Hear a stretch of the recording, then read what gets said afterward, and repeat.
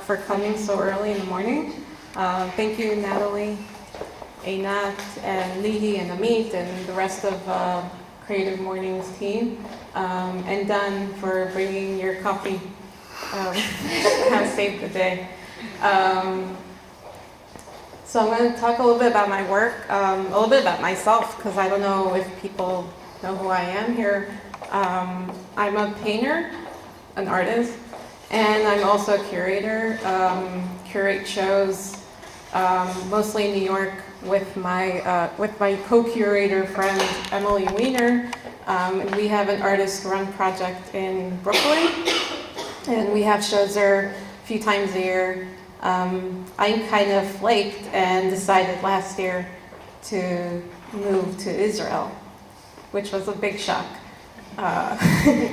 So we're kind of producing our shows and trying to figure them out together online. And while I'm here, I've been painting more, and I have a show which is currently up at Chezi Cohen Gallery, and it's up till the 26th, so you guys should come see it. So I put together a few slides of my work, and when Natalie invited me and Einat to talk about fantasy, I was a bit hesitant because I never thought of my work being fantastical or in that range of fantasy, and I never thought really about the topic that way. I always thought my work more relates to our current world, like I pretty much produce by looking at pictures and reading newspapers, and like we all do every morning, I open the newspaper and be like, oh man, I should paint that. That's weird. And then and then the painting just goes into its own world and becomes what it becomes. Just, kind of producing out of our reality, which is very unpredictable. It's kind of crazy, especially in this part of the world. So last night, I called Natalie and I was like, could we add some slides? Because I was reading about fantasy. And I realized how actually it does relate to our reality. So I'm not going to read everything, but I'll read the second part. A musical composition, which in my case it's not a musical composition. Free in form, which in my case it's form. Typically involving variation on existing work, or the imaginative representation of a situation or story. And that's pretty much what I do. I feel like I paint the representation of our reality. So I'll begin with some paintings that I made earlier. This is from 2011. I'll tell you a little bit about myself, about my biography maybe. I'm Israeli. I was born here in Israel, and when I was a few months old, my parents immigrated to America. Sounds like Avalon, like the Godfather. And we stayed there. Kind of interesting situation when you are raised with Israeli parents and you become an American child. At some point when I was 14, my mom said enough is enough, and we moved back here.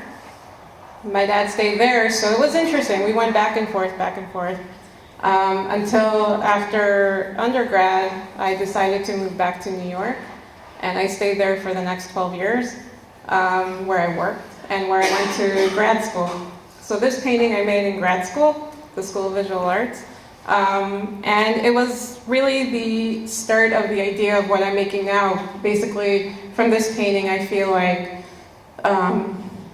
from this painting, the painting started leading to other paintings that sort of worked on this idea of kind of manipulating our reality or trying to figure out where we live. And I basically felt like painting the pavilion of a movie theater. And there's a movie theater in New York that probably most people are familiar with called Lowe's. And their text in the O in Lowe's is like a square. So I took a picture of it and I cropped it in my studio and it looked like a J. And I thought that was funny, which ended up being not that funny. Turned into this huge controversy. And professors were like, Sharona has a problem, she's an anti-Semite. And I said, why? I just painted a movie theater. And they were like, you're sending the Jews to outer space. And I said, I cannot be an anti-Semite, I'm Jewish. And it became this strange conversation that I never expected to happen in my studio. And then this painting came along, and it was elections, it was 2012, and I found pictures in the Times of, there were like so many pictures regarding the elections. At the time it was Obama against McCain, I think, and I had an office job at school. I would just sit there and like collect pictures, like make believe I'm working. And that's what I did for years. I just collect a bunch of pictures that kind of fascinate me, that have interesting forms, interesting compositions, I think, from newspapers, from stills. And this was during the elections. And I made a painting of a still from TV, and it said live. And I kind of twisted it, and it said evil. And then live could say live. So I was like interested in the text, the playfulness of a text in a painting, which then obviously more artists came to my studio and said, are you painting a script art? And I said, no, this was an election debate. Like, it looks like a script art. So I'm kind of interested in how imagery kind of can manipulate itself. This is also an earlier piece called Scams and Spams. And it was also at the time, 2013, when Americans started questioning Obama a lot in the newspapers. I feel like they always question the media, at least, whoever is president at the time. And they were talking a lot about Reagan for some reason. There were a lot of blogs about Reagan and the difference between the Obama administration and the Reagan administration, which I found to be a little bit awkward because it was so different. And it's just a painting of a Brooklyn wall about the resurrection of Reagan. And I kind of started developing the paintings in a way that I was interested not only in the image itself or the idea of the image, but mostly about its surrounding. Something a little bit more abstract, a little bit strange, to kind of put the viewer in this other realm, in this other world, and trying to communicate with the viewer. And in the painting, in the photo, you could see the Reagan shadow, but it was interesting to see in the painting itself how people would look at it, and then they would like all of a sudden see it. It would just like flash into their eyes, and they would freak out. So there are little hints, pretty much like here in the bottom, kind of like pointing out to this shadow, being like, you should take a look. This is Caspar David Friedrich, one of my favorite painters from the 18th century, in Germany.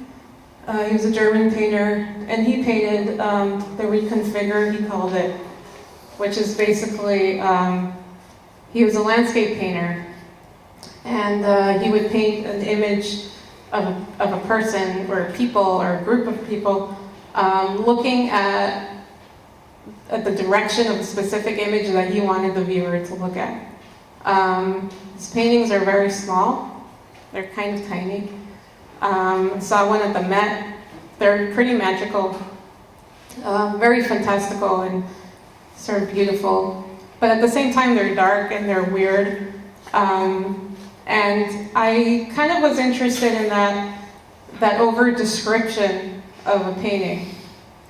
Excuse me.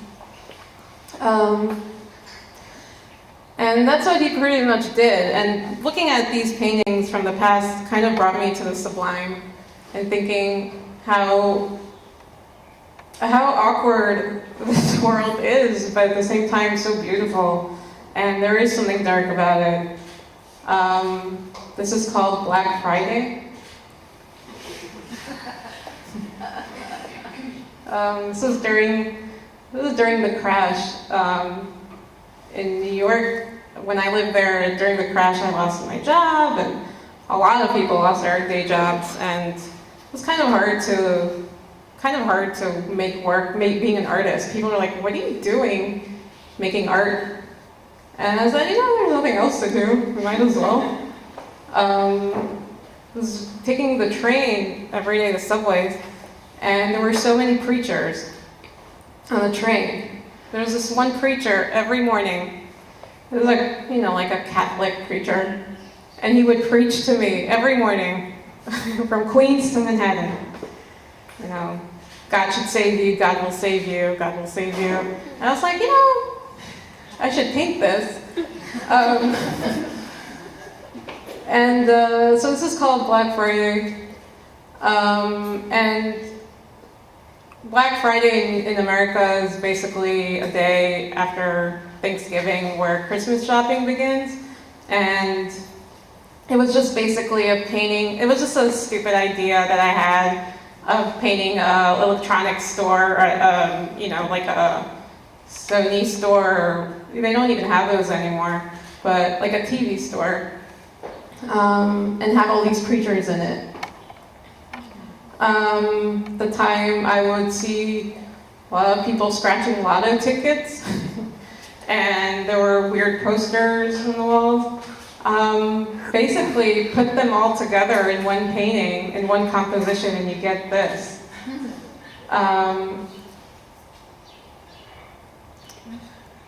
But as time kind of progressed, I stopped looking at newspapers and was more interested in my personal life. This is called Courtship During an Earthquake. It's kind of a weird situation. Kind of bored with just painting what I've been seeing. I was more interested in the painting, like taking the painting to aspects that painting usually doesn't go to. Painting is always still, doesn't have much movement. I was wondering, how do you make movement, physical movement in a painting? And I lived on the 10th floor of a building, and one morning it wasn't an earthquake, but it was just like there was this little weird movement. I said, this is weird. I painted this. Funniest thing was the person that I painted, I think he kind of figured out that it was him when he was looking at the painting. This came right after. It's called Joaquin in the Elevator. Just a painting about Joaquin Phoenix. One of my favorite actors at the time. And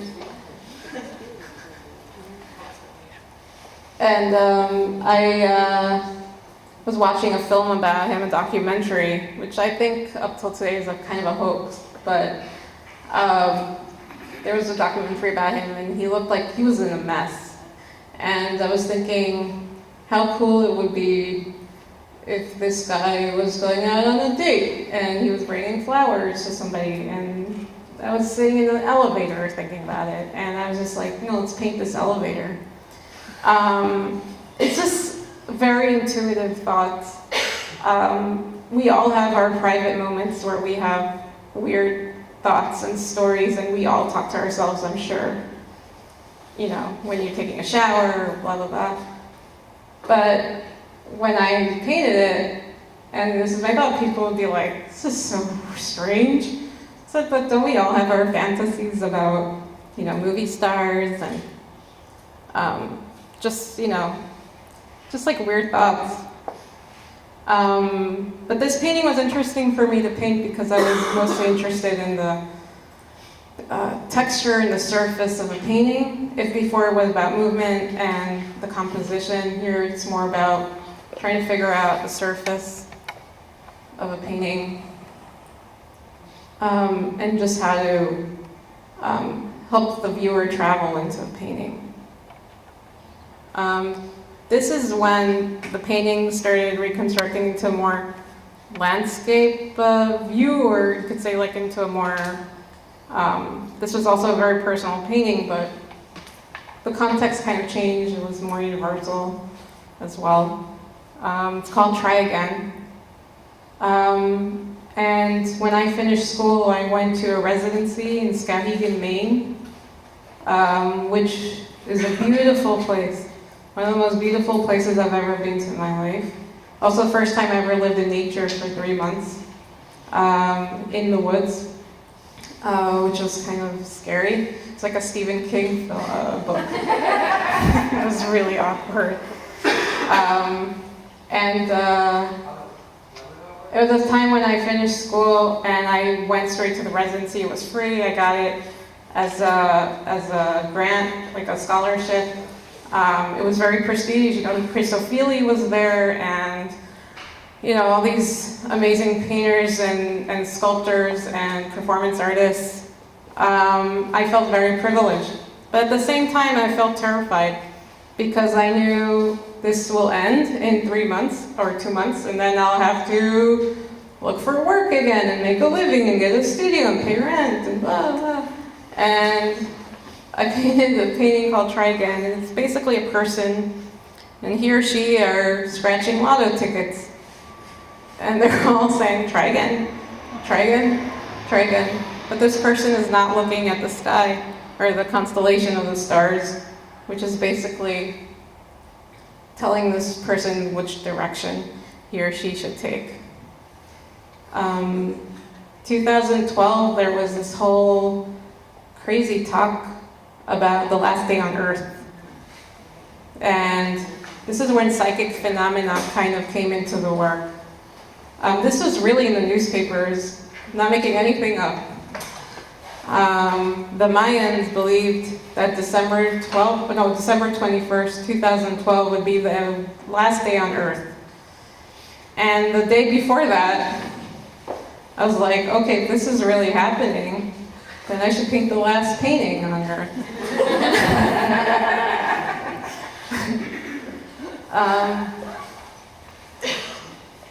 Obviously it didn't happen, but this painting happened.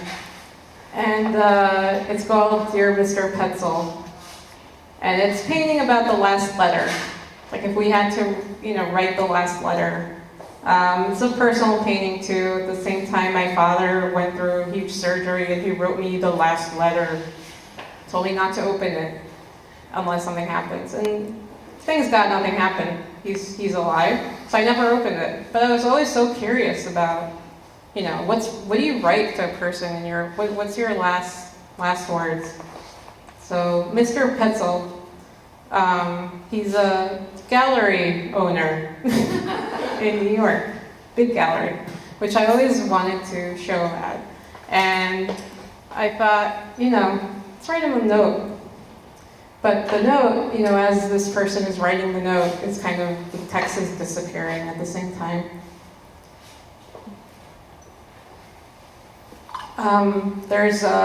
In New York, there's a cool place.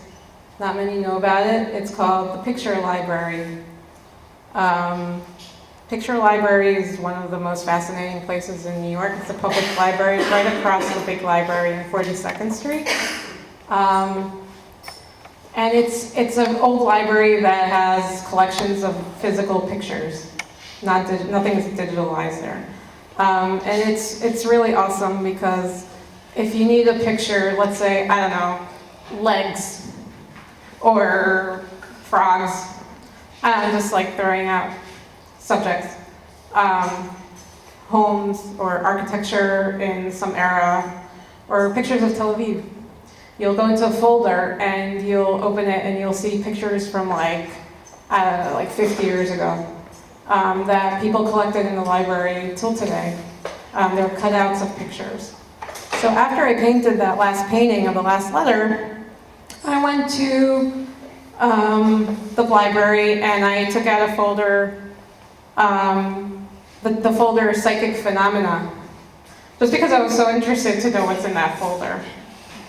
And that's to show you how my life is kind of interesting. So I went there and I found this picture, which I was kind of shocked. It was a very thin folder, not many pictures in it. And there's this girl in 1990 from the USSR at the time.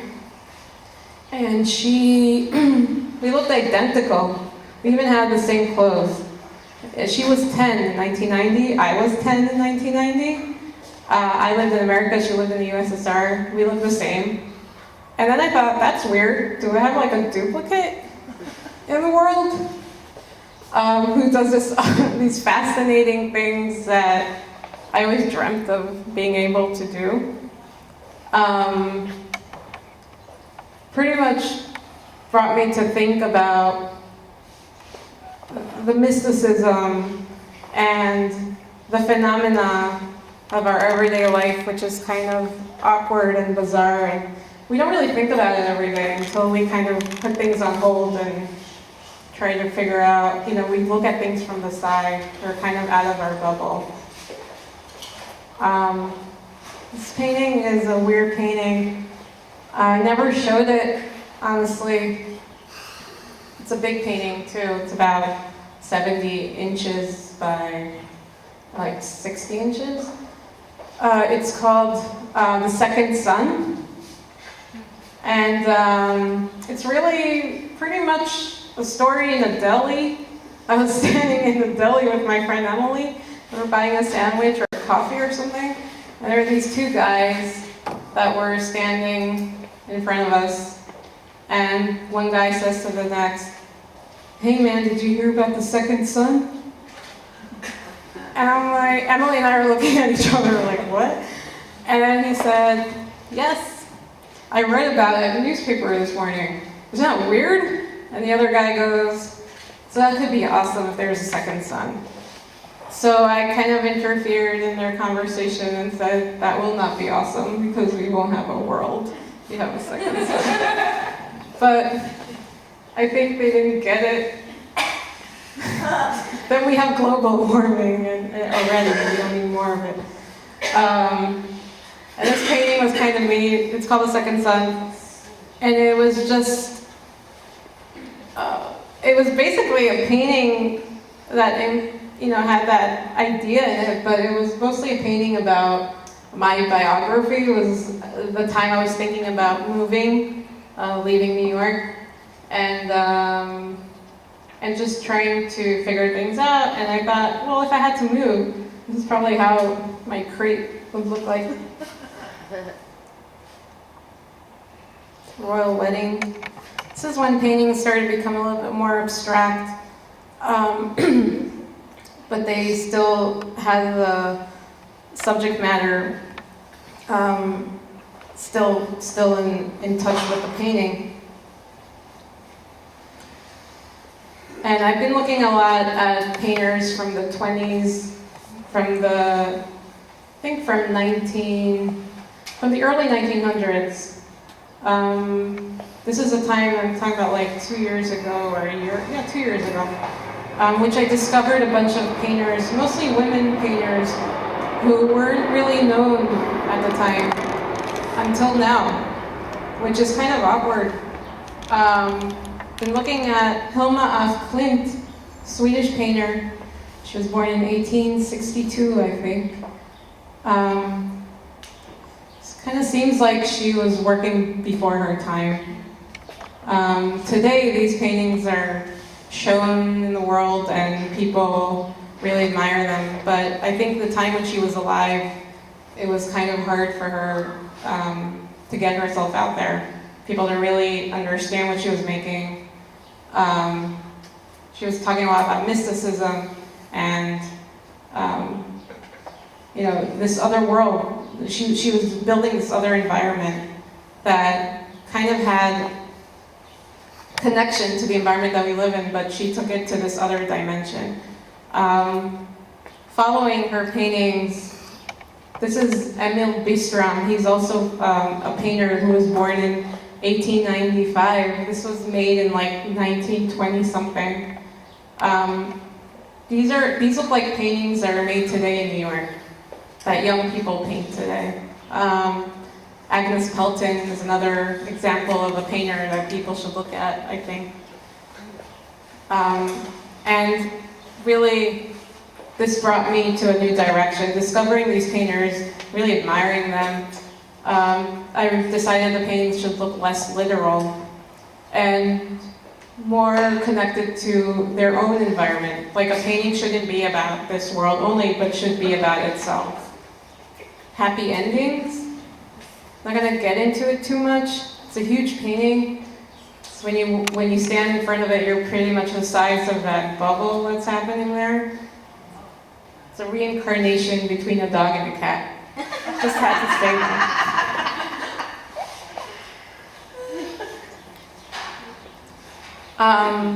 This painting is shown at Hezi Cohen Gallery now. It's called Secret Hideaway. Also based on a newspaper article, or a few newspaper articles, on a cop in New York that was caught because he had a plot, which is weird, to be a cannibal. And, people read the newspapers every day. We all do. We read them every day, and we don't really think about how awkward what we're reading is. Like, it's just really weird. Like, really crazy. But I read about this guy, and at the time I had a studio that was in the top floor, and I would look at all these rooftops. And I just tried to figure out, this new space, this new place. These are paintings that I made last year. It's called Daydreamer. And this is the time when I was really thinking about moving and leaving and coming back here. This is when things started becoming more personal and paintings started talking about two places that clash. I'm from here, I'm from there, where am I? And then I realized, it could be cool to be from two places, and you're not here and you're not there. You're in this third dimension, this third world. Paintings became a little bit more abstract, and this whole idea of fantasy in a painting, kind of built its own space, its own place. You can more meditate into it, and less feel connected to where you are now. This one's called The Board of Epics. This is where the paintings became a little bit more abstract and was more interested in geometric form.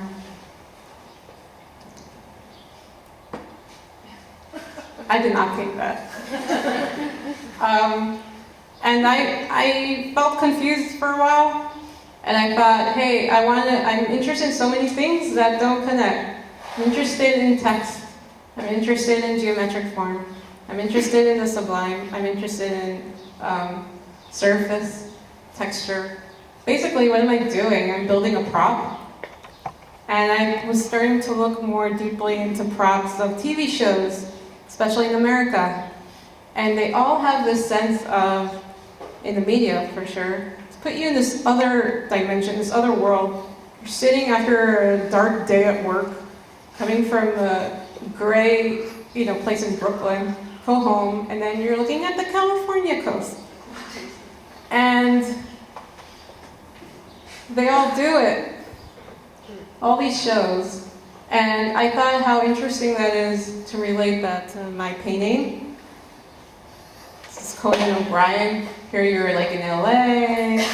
And look at that supermoon. It's like every day. This is Jimmy Fallon in New York. So if you live in the Midwest, you really want to be in New York. When you live in New York, you do not want to be in New York. You're in Hawaii, when you're in the Wheel of Fortune. And then I looked at these images of the Wheel of Fortune. I've been watching the Wheel of Fortune since I was a kid. And then I realized, wait a second, this is pretty much what I need to do. And then this happened. So these are the paintings that I made the past year, which since then people have been more interested in the work and looking at the work and showing the work. And they all have a common theme. They're all basically props built into each other. It's a painting, of course, but they all have their text. Some of them have hidden messages. Some of them have messages. Some of them have no messages. This one, for instance, is called "Shut the Door, Close the Light." And they're more personal. Some of the text or the titles of the paintings are more related to some personal thought or message to somebody specific. This one is called Tuesday's Forecast. It's just painting about the forecast. This painting is called Cash for Gold, Gold for Cash. It was really a time when, you know, it was so cold in New York and everybody wanted to go to LA or here. You're like, Tel Aviv is so exotic. And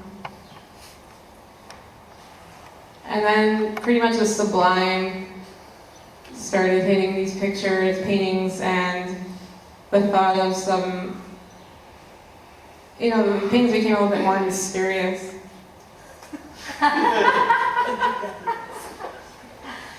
Making ends meet. This is a painting about a planet, a new planet. I honestly came back from work one day from the studio. I was so tired and so much spray paint. I felt so high. I don't take anything. I'm just painting. That's why. But I've been watching TV, and the broadcaster is talking about this new planet, the Diamond Planet. I was like, what? Let's take care of our own planet first. Eyes in the back of my head.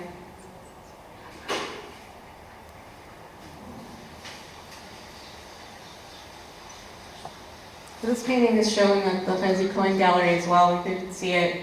Show is open until the 26th. I Can Read You Like a Book, it's called.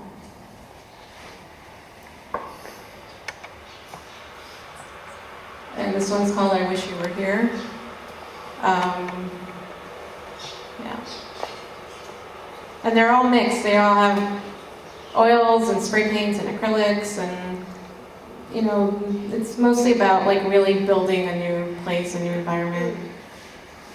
Oh, sorry. And that's pretty much it.